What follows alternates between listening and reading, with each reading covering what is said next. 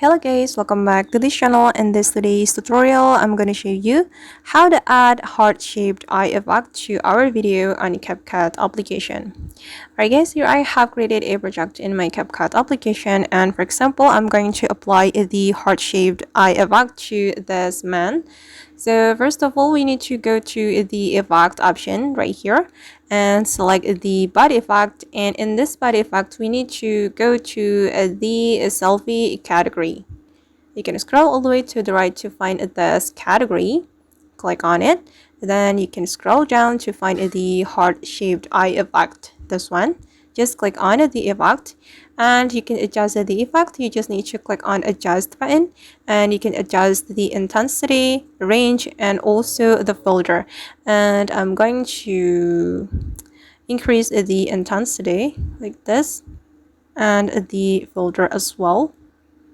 Okay, and after you're done adjusting the effect, you just need to click on the check mark and we can make the effect align with the video by dragging it like this, and this is the result.